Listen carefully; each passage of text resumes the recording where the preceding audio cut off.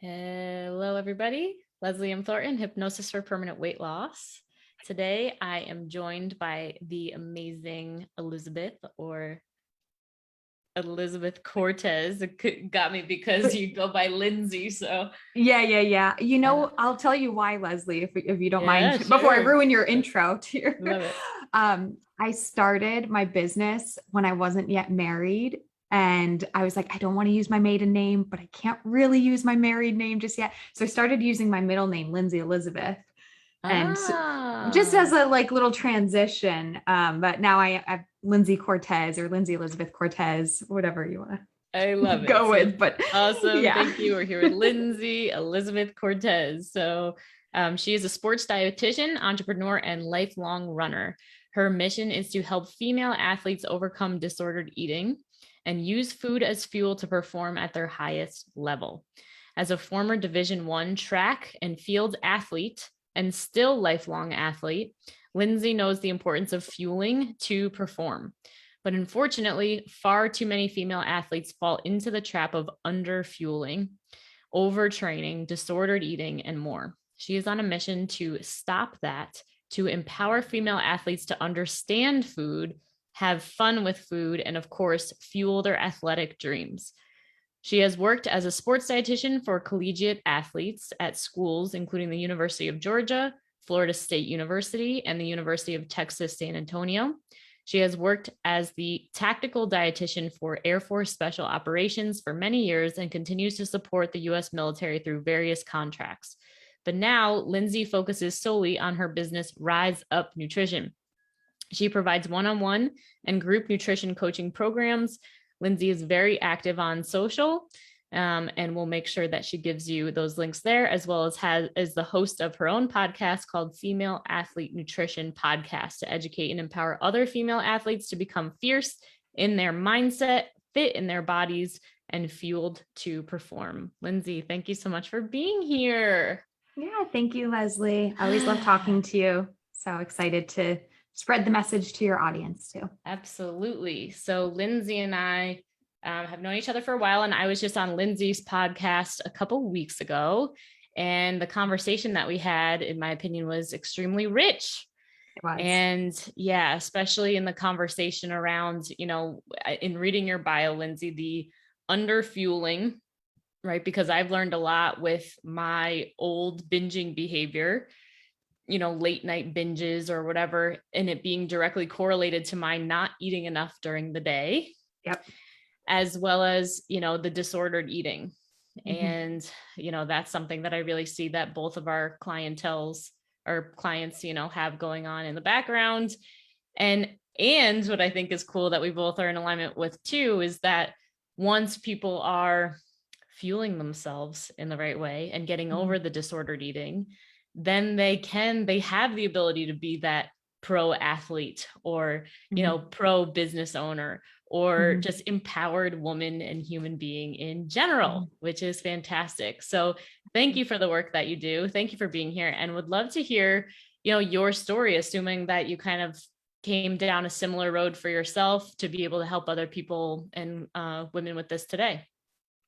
Totally. Yeah. So my story starts with being an athlete. I'm a dietitian now, but, growing up, I was just a very competitive athlete. I was a gymnast by age 6, and that type of sport is really focused on regimen and discipline. And, I thrived on that. I really did. I loved sports. I did lots of sports, soccer, basketball, skiing, track and field, got into that in high school. And then eventually in college, I ran and jumped and pole vaulted. I did lots of events at a Division I university in college. And so, my interest in nutrition always stemmed from being an athlete. And it started off, as I think many people's journeys with nutrition does, with good intentions and things like that, of how can I perform better. The sport of gymnastics, which I was in at a young age, does have a few of those extra pressures. You're in a leotard, puberty's delayed, maybe, I mean, that wasn't a pressure. It's just kind of something that happens and is part of my story and something I help clients with now. I'm open to sharing this. I was super delayed in puberty, being an athlete. I didn't hit puberty until like age 17, 18, which is called primary amenorrhea and is a medical concern. And it's an imbalance of overtraining and likely underfueling. I started counting my calories by age 15, and I don't even know how or where, because this was before smartphones and calorie tracking apps. Interestingly, Leslie, I didn't find it a problem at that time. My adult self, my dietitian self now is like, oh my gosh, 15-year-olds shouldn't be counting calories. But at that time, I didn't find it as a problem because it was part of my structure. I really felt like it was helping me. I was very regimented about what I would eat on competition day. And as I got into track, what would I eat on race day to make sure I wasn't having stomach issues and, that I felt light and lean and all that stuff. And so, looking back, there were issues, some red flags, right? But I didn't see it at that time. A lot of people don't see that at that time. It's really masked of, oh, this is healthy. She cares about her nutrition. She cares about her health. Look at her being so athletic.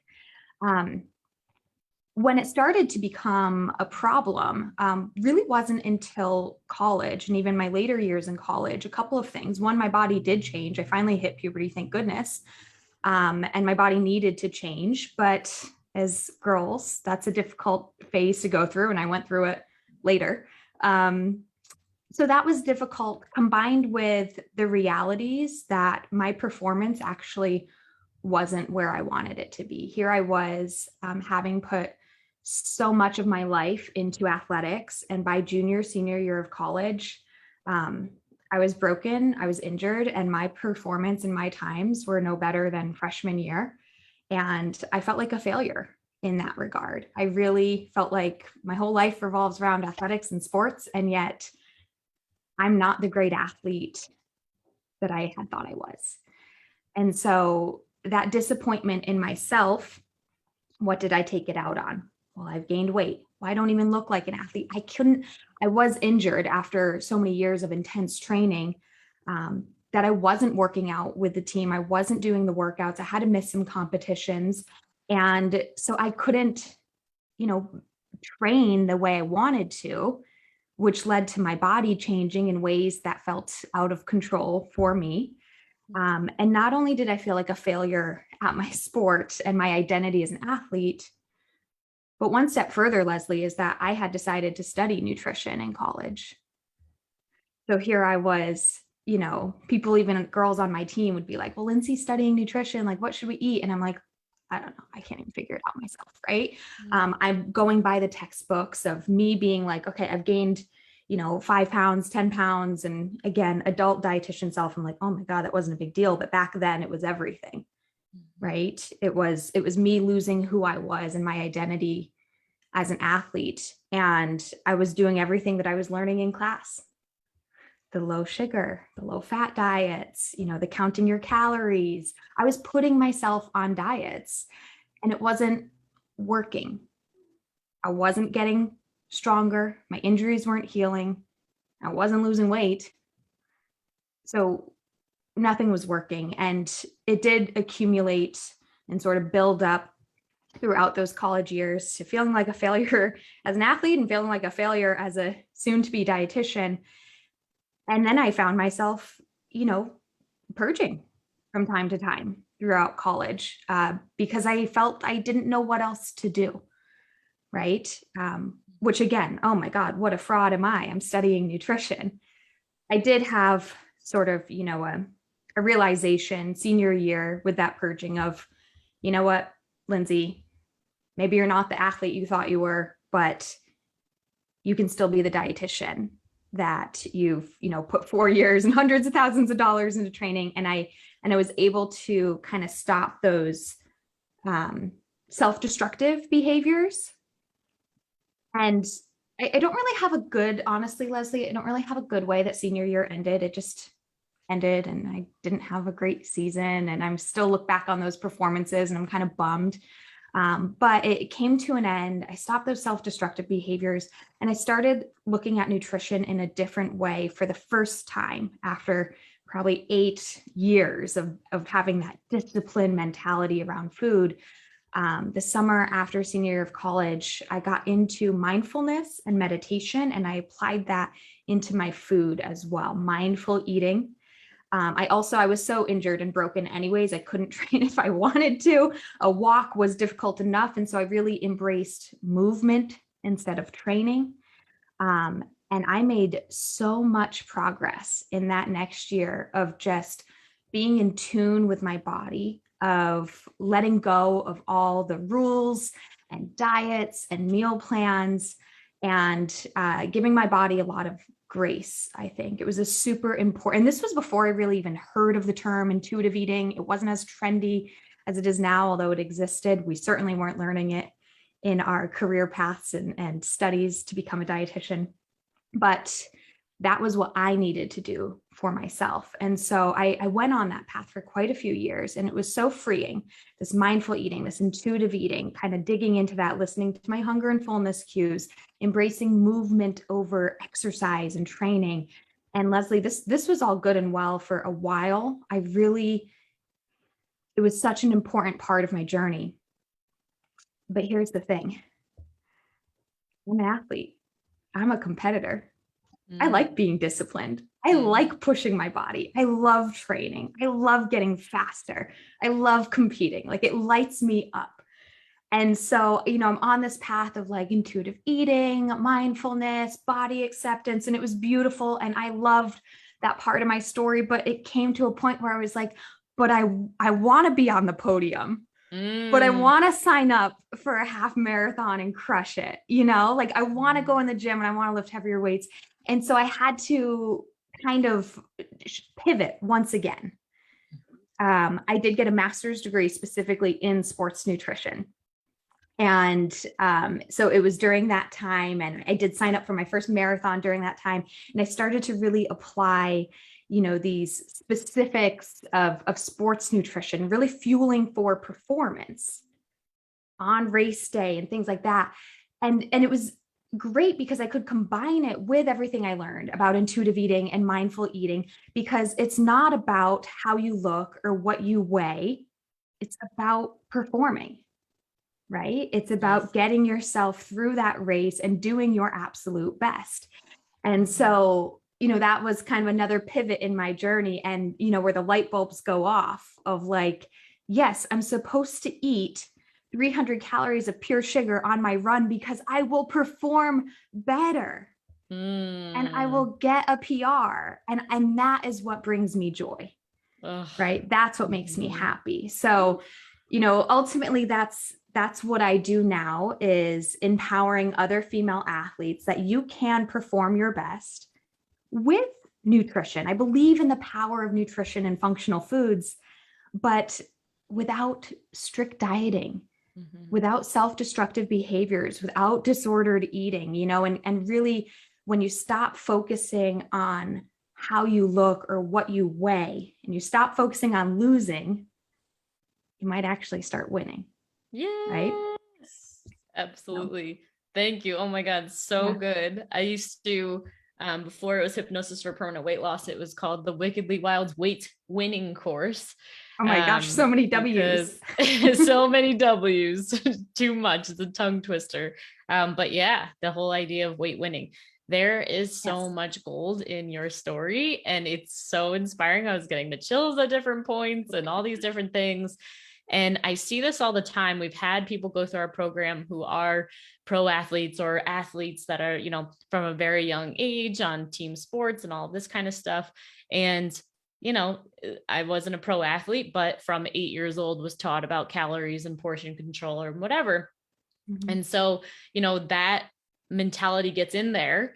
And when you're being coached, right, and you're on a team or whatever, it's just like, you can do it harder, faster, stronger, like ignore the feelings, like just go, just go, just go, just go, push through the pain, right? Just like all the things. And it's a super powerful life skill to have, right? Like you wouldn't be the business owner you are today. You wouldn't be the athlete you are today. But here's something that I picked up along the way that I think is huge, and it points exactly to the story that you're sharing, your story, in that when the foundation of our lives, those critical years of our lives, the first 0 to about 7, 10 years of our lives, when the unconscious mind is still being, right, like created habits. Yeah. Like just that early part, when there is not the muscle of unconditional love, compassion, right? Like forgiveness, like that gentleness, that feeling of like, you're safe, you're okay, then it ends up leading us to a place where it sounds like you got to, where, you know, as soon as one thing goes wrong or one thing is out of your control, right, your weight or your performance, then all of a sudden there is no foundation for our mental processes to go off when the thought of I'm a failure comes in. You have no idea. None of us have an idea. So, you know, for my mom, I could say that she was like my coach when it came to weight loss, and like the one like training me to be a performance athlete. Like my parents have really good work ethic. They're always go, go, go, and very little time for like, let's, you know, talk and let's compassion. Like, so, right. Yeah. So that was my story as well. So there's a plane going over my place right now. So it's very loud. Might be a fighter jet. So a fighter jet. So as soon as, you know, I started to gain weight, like you were saying, or whatever, then like, again, the mental thought of I'm a failure comes in, and there's no automatic habit to come in of saying, oh, honey, why do you think that? Like, I'm so sorry you feel like a failure. Like, I know that you're seeing this weight gain as being like worst case scenario and you can't perform, but in reality, like you definitely can perform with 5 or 10 extra pounds on. Like maybe it's actually going to work out for you better with that weight that's there. But without that there, it just leads to so much stress. I mean, horrible. I mean, going all the way to like suicidal for people, and purging and binging and going into all these different, you know, whatever. So it's kind of like you reparented yourself. You had to learn backwards, which is what I had to do as well, for how to actually be compassionate, how to create the foundation of unconditional love and forgiveness and all that. And then once both parts can come together, then we can really perform. And for me, you know, and obviously still for you too, it was like the performance came of like, I knew that I wanted to have the business. I knew I wanted to help a lot of people. I knew that my work ethic would help with that, but I could never do it without these tools of self-compassion, forgiveness, foundation of like, oh, it's okay, honey. Like you did the best you could. Like, let's get up and try again, instead of like, go, go, go, go, go. Yeah. So yeah. Did you have anything that you wanted to respond to that? Yeah. I mean, I think, it is important too, because so many people participate in sports as youth, and then we've got high school, which is great. There's a big drop off between high school and college, but even still, a lot of people get to participate in college sports. And when that is your identity for so long, right? Yes. My goal is because there are so many, just like you said, there's so many good things about sports and about having that drive, and, you know, even personality traits of perfectionism, or, you know, all that stuff that's not a terrible thing. We can see how that hurts us because it's, you know, very strongly associated to disordered eating or high anxiety and stress. But when you can learn to manage that, those are great personality traits that can help you step into your highest self. And so for so many of these athletes, you know, like post-college really hits them hard, especially if they have been abusing their bodies in the process, because then maybe they can't continue to participate in sport. And that's one of my biggest missions as well, is that with these things that we do, this harm we do to our bodies, and overtraining and under eating, or, you know, destructive eating, just like me too, by the end of my 8-year career, high school and college, like I was broken. And if you don't fix that, you know, how are you going to move forward? If you truly do love sports and want to keep them in your life in some way, shape, or form, then this needs to be a lifelong thing, right? Because that injury rate, that dropout rate, or that feeling of a failure is just so high. And it's very like all or nothing approach too. So I think keeping in mind like the importance of giving yourself that compassion and grace to complement your, high performer personality traits is what will allow you to keep doing this for many, many years to come. And here I am, Leslie, I'm not a professional athlete, and I'm not, it's not like my goal in life. I really don't want to.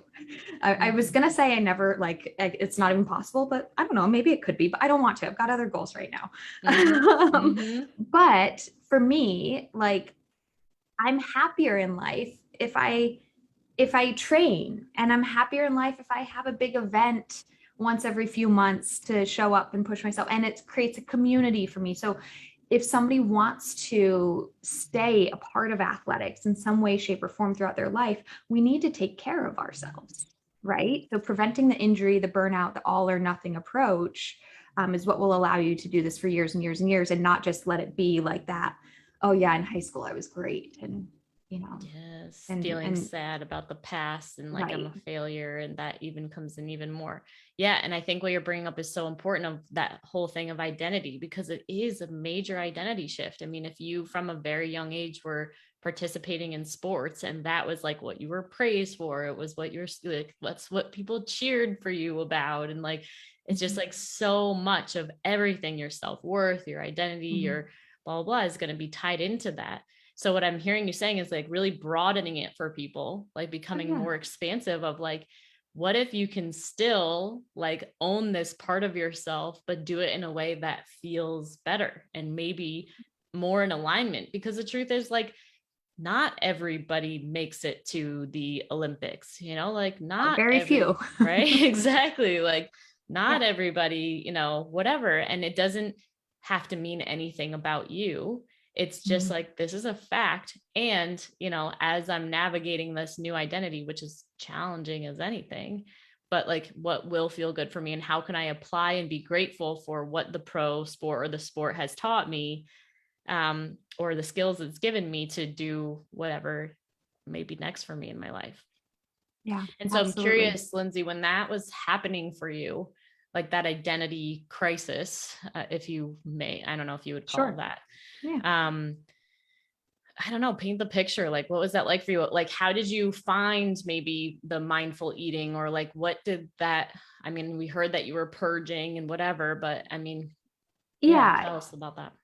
Kind of like I said, like senior year didn't really end great. And I would say neither did my journey with mindful eating. Didn't start like, yay, I'm going to start this. It was almost like I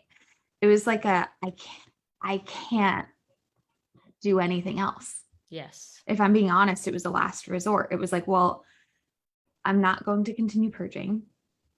I can't keep dieting because I'm starving and I'm hungry. And I can't train anymore because my body's broken. So it kind of was just this is all I can do. But the crazy thing was, it was exactly what I needed, and it worked. Right. But I would say like the start of that wasn't this like excited, like I'm going to start this mindful eating journey. No, it was kind of really honest. I'm just being honest. It was like, I can't do anything else, because you get to that point with, you get to that point with dieting and I want to change that terminology too, just in case, because, our diet culture is always changing.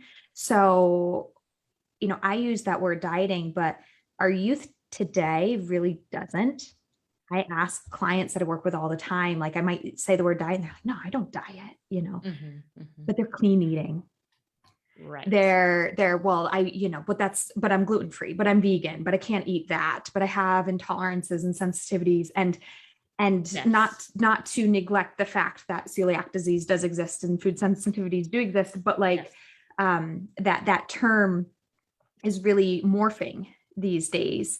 But regardless, you get to this point where it's like, I can't keep eating so little or having all these rules and restrictions, because it's backfiring. It's not working. You do that, and then you binge, you overeat, you feel guilty, you're just miserable. You're losing control of your life. That's all you think about. So many of my clients come to me too, where maybe they're not doing the purging that I did or the binging that happened, but they're just so strict and regimented that they have nothing else bringing them happiness in their life. That's all they think about. I call it having your PhD in calorie counting, right? Like that's all that's going through your mind all day long is 200 plus 320 plus 115 plus, like, Yep. Okay, you're 25 years old now. Don't you have more in your brain besides that? Can't we be thinking about other things? And they get exhausted by it, right? So, for me, kind of going back to your question, it was I couldn't keep doing this to myself because I wasn't happy and I wasn't getting the results that I wanted. So it was sort of a last resort, but like I said, it worked and it was what I needed at that time. And that is something I want to express to listeners too, that, I would love for you to figure this out before you get to that point. But regardless, when you feel like I just can't do this one other day, like that's the time to, okay, there's another way. There is another way. So appreciate you sharing that. That is primarily the place that people, when they find hypnosis for permanent weight loss, it's like, and that's where I was like, I can't do another diet again. Yeah. Like I can't count anymore any day. Like I can't do the back and forth with the like being perfect one day and then binging the next day. Like awful. And like in my experience, and this is what I'm hearing from you, is like you were in a space of grief almost. Like just like there was just so many emotions happening in the background. And it's like when we're not feeling emotionally okay and like food ends up being the only outlet or way of comfort, it's like it's impossible to stay, eating whatever. The other thing I wanted to bring about, because I totally agree with you, it's like, yep, people will be like, I'm not on a diet, but gluten-free, dairy-free, inflammatory, blah, blah, blah. And I've talked about this before about the term orthorexia and how when I was in Bali and I was around some other girls and I was still weighing and measuring all my food and never having anything outside of meals and blah, blah, blah. This girl showed me her phone and she was just like, oh, have you ever heard of this term? And like, I still to this day don't know, like she didn't like give off any energy that like she was like trying to share it with me because she thought it about me.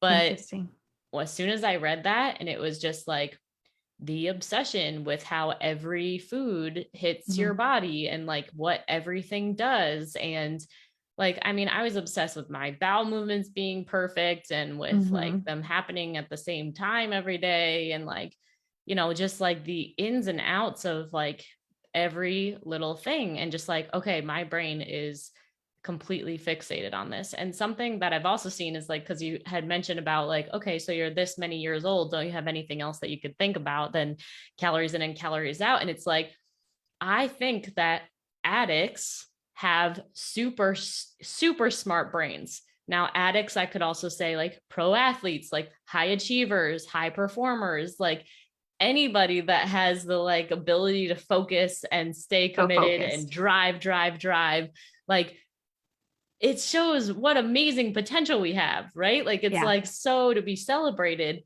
but without there being given like, this is like the thing to focus on, like we'll just focus on whatever we can control. And I think a lot of what our conversation is coming down to is like control versus letting off the gas and like when to do that and when to let go and the whole thing like that. And it ends up being a huge thing. So what would you say to someone? I love how you said, I wish that you could get to it before it got to this, first of all. And so say more about that, maybe like, what are some signs? And, I think that things are getting a little bit better in that regard too. To touch on the prevalence of disordered eating in athletes really quickly too, because it definitely exists, but I think athletes,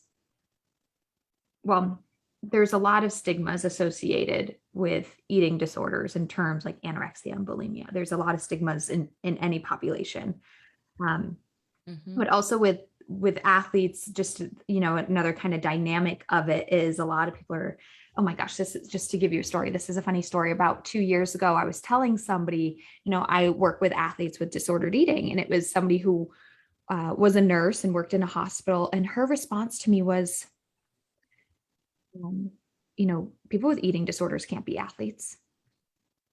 What? because her viewpoint was, if you have an eating disorder, you are Um, sick, you're in the hospital, or and um, yes, that exists, but it's like, no, that athletes have these issues and are masking it. And to highlight as well that it's not about how you look. It's not about, how sick you look.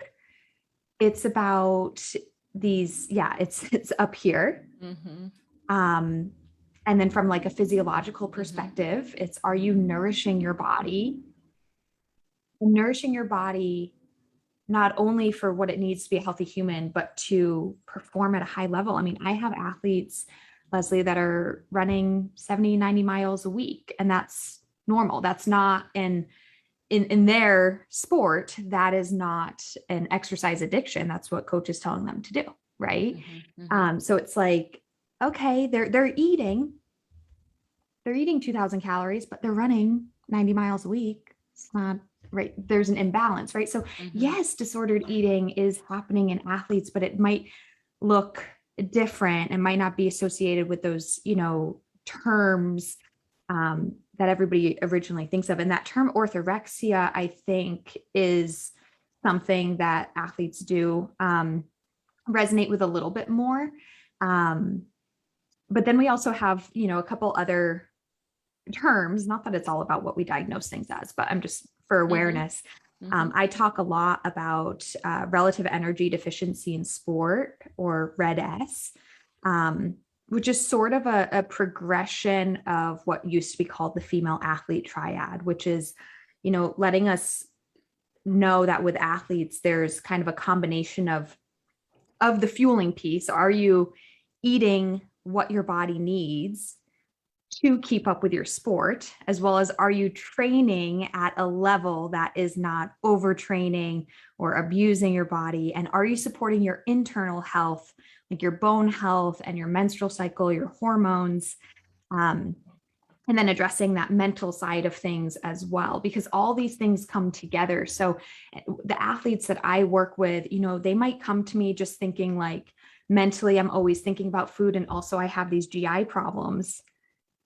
And after talking to them, I figure out, well, yeah, it's because you've been underfueling and overtraining for the last 6 years. And we have to kind of sort that out together. And so, is it disordered eating? Is it an eating disorder? I don't care what it's called, but it's all these things combined.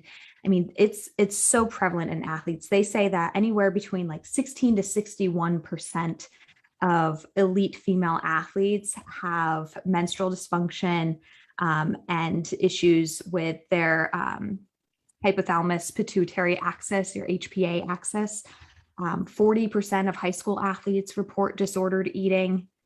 35% of college athletes are at risk of anorexia, and it's even higher for bulimia. So it's like when you kind of combine all these numbers together, I'm like, this is almost 1 out of 3 or 1 out of 2 female athletes are somewhere on the spectrum of not treating their body right. And not only is that so eye-opening from just a health perspective and enjoyment of life, but then it's like your sport, right? Like, how can you be the best athlete you can be when something is going blatantly wrong here? So I totally forget your question, Leslie, but that's what I wanted Right, to we were talk talking about about. orthorexia, and I have, different thoughts. It's so interesting for me, Yeah. Lindsey, because I wasn't an athlete by any means, but I mean, I played college tennis and I, did stuff, but like I wasn't training. I Yeah. ran a half marathon in my life, whatever. But I was training in diet mentality very much Yes. my whole life. When I got to bright line eating, where it was the no sugar, no flour, blah, blah, blah, blah, like all the rules and whatever, which is a derivative of FA and Mm. a derivative of, AA and like whatever. That, I mean, I lost my period for 2 years, maybe even a little bit longer. And even the leader of that, who was framing this as a lifestyle, when all of these people were bringing up, like, I lost my period, I lost my period, she was like, well, are you trying to have babies right now? She's like, if you're not, then it doesn't really matter. Yeah. Yeah. And like, it just didn't check out for me. And also the fact that this woman was also binging herself. Like she'd come onto coaching calls with these hundreds of people and be like, I just binged all last night. And she'd be like almost like hungover in a binge way. And it's like, okay, so what is happening here? The question I wanted to ask, because I think that while people are in that container, right? While they're in FA or AA, or while I was in Bright Line Eating, or while they're in their sport, it can feel like, no, like I'm good. Like this is great. Like we are doing fantastic. And then, right, then usually something happens, which it sounds for you was like you started gaining weight, you started not being able to perform as well. And then kind of the foundation breaks apart. But I remember going to my school therapist, after I had gained a bunch of weight, and I'll go back. It was like 2 years prior to that. I went to my therapist and in college. I just only saw her a couple of times or whatever. And she was asking me questions, and I, mentioned, and I was just like, oh, she was like, are you taking care of yourself physically? She said, because I was just there for other emotional things. And I was just like, oh yeah, I'm like addicted to exercise. I am at the gym every single day. And she's like, well, that can be, a thing. And I'm just like, no, it's not a thing at all. But then by senior year, after I put on that weight, I go back and I was like, remember what you said to me about how that could be a problem? I was like, I think it's actually a major problem. And she, like, there was a candy dish that was like next to me in the office. And she's like, so how do you feel about that candy over there? I was like, I haven't been able to stop thinking about it since I walked in. Like, I want to have that entire bowl right now. Yeah. And I can't have it. Right. Like you would never know that about me. So my question to you is like, people have to be ready for this, right? Like there has to be like something that happens that is like, oh no, this is actually a problem. So yeah, I would love to hear you speak to that. Yeah. So for a lot of my clients, oh no, this is an actual problem is going to come down. Their red flags are, I've lost my period. And I would honestly say, Leslie, 10 years ago, maybe even 5 years ago, we were not getting the information out to people about how bad that is. Just like you received that information of just like, oh, that's okay, you're not family planning. And there are many doctors that still will say the same thing to athletes, oh, you're young, don't worry, or just take birth control to get a bleed. Not only is that not good for health, and potentially your future and family planning, but it actually does hurt your performance. I do want women to know that your period is your power, because it's not just estrogen. When you lose your period, you've lost testosterone, you've lost insulin like growth factor. So your ability to adapt to your training, your ability to get stronger, like we already as women don't have much testosterone anyways, and all your hormones suppress. And so that's not good. And another thing is your estrogen protects your bones. So the loss of period is a red flag that a lot of people are coming to me to. Or sadly, oh my gosh, I have a major injury, a bone injury, which is very often because they're having menstrual irregularities. There could be other injuries as well, but those bone injuries are just so common in runners, in dancers, and endurance athletes, because if they haven't been fueling well, it's not just calcium, vitamin D that's important, but all the supplements in the world aren't going to do it when you don't have the hormones to support your bone protection. So those are two of the biggest things that people come to me with, as well as the I think focus. We talked about the mental, like I'm just so focused on food all the time, or for my clients, it can be the training, right? We've got all of our smart watches that are counting, our steps and looking at our heart rate. And so many clients are spending so much time over analyzing that data, or pushing themselves too hard. And so the mindset piece of like, I can't even focus on my race or my sport because I'm too focused on everything else, or I'm too self-consumed by how I look, maybe, that they're just not. So that mindset piece, a lot of people are coming to me with as well. The next kind of red flag people come to me with is GI issues. And I do see a lot of them. Now, as I did kind of already mention, many GI issues could be, something that has to be ruled out medically. Like, do we have lactose intolerance? Do we have celiac disease? However, if we've got disordered eating, that's like most likely 95% of the time, the disordered eating is causing the GI issues. And those, am I sensitive to these foods? That's like 5% of the time. If we heal the disordered eating first, 95% of your GI issues will resolve. And so it's those rare cases that something else is still going on, right? Celiac disease is in less than 1% of the population. So this is really not as common as we think. And yet GI issues are a huge issue, especially for athletes, right? Like, again, gymnasts, you're supposed to be in a leotard, you're having GI issues. Oh, that's not good. Runner, you're going to go run 12 miles as fast as you can. You can't be stopping at a porta potty, if there even is a porta potty, right? So, so those GI issues, people are coming to me with a lot. So those are kind of the major things I would say is the endocrine, the hormonal health, the injury, bone health, muscular health, and then the mental, psychological, and your focus, to be focused as an athlete if you can't because of all the stuff that you're thinking about or stress that's going on. And then finally, those gastrointestinal concerns. And I guess kind of as a fifth prong to this, I might just say ultimately performance. I do have people coming to me just saying, I'm just not performing like how I was in college, right? How come? And which is true. When I look back on my college, I was so like, how come I'm not performing well after all these years of training so hard and controlling my diet? How come I'm not performing well? Well, because maybe you need to not push your body so hard and not control your diet so much. So some people do come to me just with that performance piece. And those are all reasons to take a deeper look. And whether you identify with one of those terms that we talked about of orthorexia or disordered eating or energy deficiency, whether or not you identify with that, if any of those current concerns or problems are happening, then there's a better way, right? There's a way that we can fix this. And so whether it's disordered eating or not, if it's not optimal, then we can get you there, right? We want you to get to optimal and we want you to get to your goals. 100%. I love that. And Lindsey, do you find with your clients, once you get in there and start working, it might be performance, it might be, nutrition, it might be, muscular, whatever it is. Do you find that once you get in there and start working with them, it ends up being a lot of like the fact that they're using the sport to numb out? Interesting. And I don't have a good answer. I think everybody's different. I do have some clients that after working together, they actually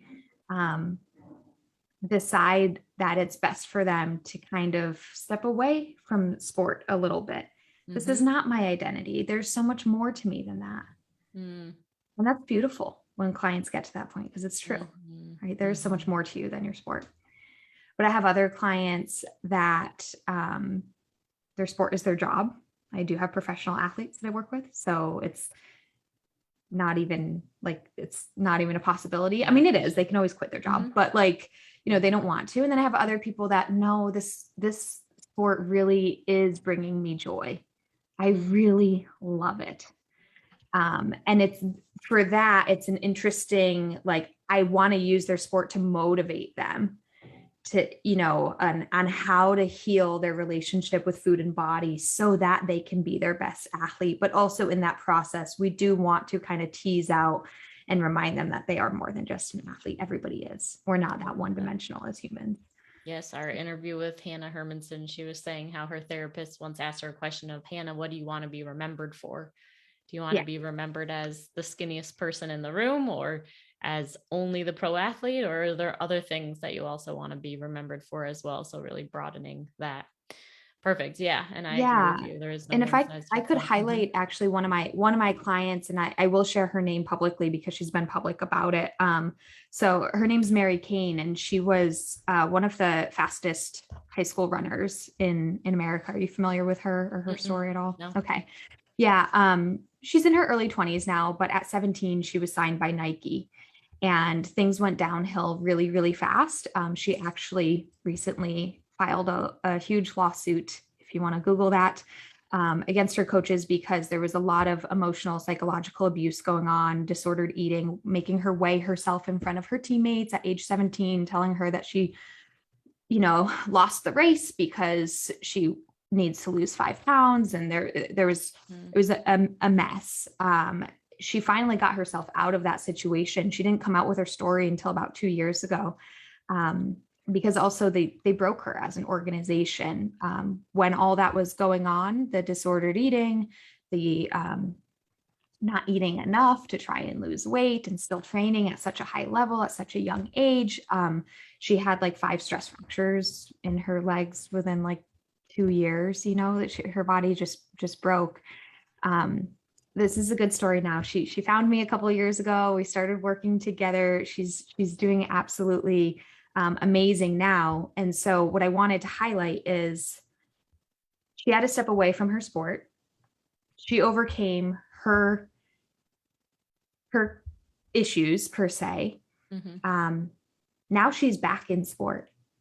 She's training. She came back basically when the pandemic hit. So she like did 2 races and then the pandemic hit. And so now she's getting back. She's back at races again. She's one of the top in the country in her races in the sport of track and field. But she's so much more than that, because now she is a voice for other female athletes on how to stand up for yourself. She's doing so much advocacy work for female athletes, so much advocacy for the sport of track and field to change things so that what happened to her doesn't happen to another innocent 17-year-old. Wow. Right. And so I just wanted to share that story because it's so good that, to kind of like blend the situation here of, yes, she did have to step away from sport, but she was able to find her way back to it. She's one of the, top athletes in our country, but she's so much more than an athlete.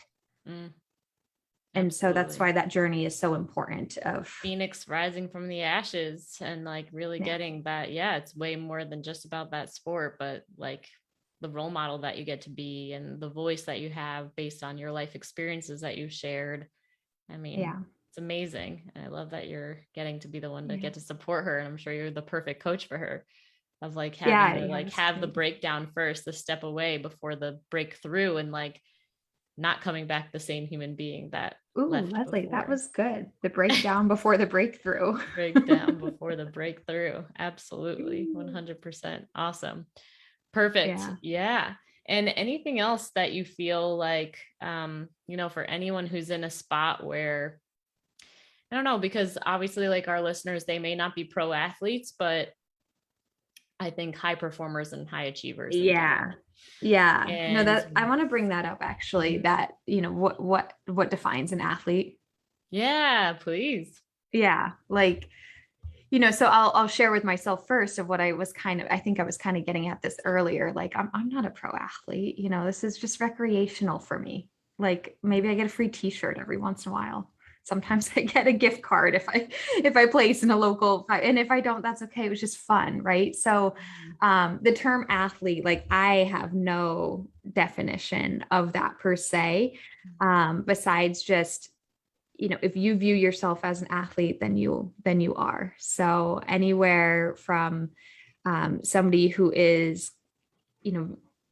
in college or in high school trying to get a scholarship, or running at, a university training, whatever your sport is. I say running a lot just because I'm a runner, but whatever your sport is, to, as adults, I'll just say, like, sure, we can be semi-pro, pro, whatever, or we can just be wanting to train, wanting to push ourselves, and whatever that might look like. And I do work with people who even kind of will say, like, I go to the gym, but I'm not training. That's okay. Like, you still deserve to learn how to move your body and feel good in your body, and make sure that exercise is something that brings you joy and feels good and makes you, a better person. And so if you don't currently have that relationship with exercise, that's something that we can do together. And I think, who better than sometimes, an athlete who has gone through that, to help you get to that place of really where where exercise or training is something that you want to do and not a punishment. Mm. Right. So yeah. So I don't, that term athlete, like it's going to happen to anybody. So but that's what I want to highlight is it can also happen to high level athletes that you think have it all together. It's also happening to them. And then it's also happening to the person who's like brushing it off. Like, no, I'm not an athlete. I just go to the gym. Well, like, okay, but you still deserve, to fuel and train your body to your fullest potential. Yes, absolutely. I appreciate that. And on that note, I did have one other question that I just remembered to ask you, given your nutrition background. So I know how I answer this, but I'm curious to hear how you as the nutrition would answer this. So sometimes I have clients that come through the door and they are pre-diabetic or maybe even have diabetes, but they have an extremely mental and emotional attachment to these foods. And in my experience, the way to let go of the mental attachment is to take out the labels of like need to have, like can't have it, bad, wrong, whatever. And at first, yeah, it's going to be like, you might need to take a little bit more insulin, or you might need to whatever, just to like get past the like terrifying fear, which, I've been there where it's like, but like, I'm right on the edge. So like, if I just go, then it's going to put me over. And I totally get that, because it's like, going from a metformin pill to like actually injecting insulin, like that's a big deal. Yeah. And in order for them to have this lifetime emotional and mental freedom away from these foods, regardless of health outcomes, it's like we kind of need to support you in feeling safe to like push that a bit so that you can get to a place where you can find balance. So I'm curious how you would coach someone who came to you who was pre-diabetic or even has diabetes, but you can tell that it really is the psychological, like the reason they have it in the first place is because they grew up in an environment where this food is so bad, you can't have it. So then they way overdo it and then blah, blah, blah, blah, blah. Yeah. How would you coach them? Well, I definitely have the philosophy that all food is good. I might sometimes say food is neutral, but really I, as a dietitian, believe that all food is good, because at the end of the day, as a human being, you don't survive without food. So how could we ever say that it's bad? Right. So love that. For a diabetic, you haven't eaten all day. Soda's good. It will keep you alive. For an athlete, you haven't eaten all day. Cheetos are good. It will keep you alive. I really think all food is good because it's providing a benefit to you. Now, from there, we need to empower you with the choice of which food, okay, all foods are good. Which food is the good versus the better versus the best for me right now? Yes. And so I think somebody coming in with those health concerns, it is what all food is good. Nothing's off limits. Nothing is bad. What do I want to choose for me right now? And give yourself that permission that it might be different tomorrow or the next day. Yes. Or 3 months from now or 6 months from now. And you have that freedom and permission to make those food choices over and over and over again every day, because you know what, as a human being, you do need to eat food every single day, multiple times a day for the rest of your life. So you're going to be able to make this choice again. And I just want to empower people with that choice in their nutrition. That it's not about me as a dietitian saying, well, since you have this condition or this problem, you can only eat this, you can only eat that. No, you have the choice. And on that day, in this moment, which one is going to be right for you? And a little caveat there is the right is not just for your health concern. What is health? It's not just your blood biomarkers, that's part of it, but it's also your emotional health. What food will make you happy in this moment? It's also your social health. What food is actually, available to you or in the social setting that you're in? It could be your financial health. What food can you afford in this moment on this day with your family? Right. So there's there's so many other areas of health, and your blood biomarkers are part of it. So maybe one day you make the choice of, for this diabetic scenario, one day I am going to make the choice for the Ezekiel whole grain, bread. And the other day it's, well, I haven't eaten. I'm out on the go. I got to stop at Chick-fil-A. I'm getting a chicken biscuit because that's better than not eating. And another day when, you just went over your budget and you've got to make a different choice at the grocery store, this or that, based on finances, which one is best for all these areas of your health. Right. So good. Yeah. And I am a full believer, because I love that you're pinpointing every aspect, like what's the best choice to support me with every single different aspect of my life based on what's happening right now. I talk a lot about, a big shift for me was when I started expanding it out from like, I have 24 hours to be perfect today, like start line, finish line, to like looking at my whole life as like this canvas that's being painted, and being like, every day is going to balance each other out, because every day is different. And it's about having, the majority of the time is like, no matter what, no matter if I have a whole day of like whatever snacking and weird eating or whatever, it's just like, okay, that was one day, but I have so many days. Right. And like, when I look at all the days, there's balance. But going into, like believing that, I really believe, just based on how many stories that I've seen, that like cancer and disease and whatever actually comes from different aspects of our life being neglected, right? Like it's not always just because you ate gluten and you ate dairy and you ate sugar. It's because your finances are awful, your family dynamics are stressful, right? Like, and we're not accounting for the fact that nourishing those things sometimes I'm fully aware, and I'll be like, I'm emotional and I'm a little hungry. So it's probably like, I know that I'm wanting a heavier meal because it's going to make me feel, but I'm doing it for my emotional health. I'm doing it for my, right. Like, and making that empowered choice. And I believe that that is what leads me to a lifelong health. Do you see it the same way? I do. I absolutely do. And I love that you mentioned like your life as a canvas, and being empowered by your choice, kind of in that big picture overview. And I love that. I agree with that completely. And also the concept of like, it's not like your health choices like reset just, at the stroke of midnight.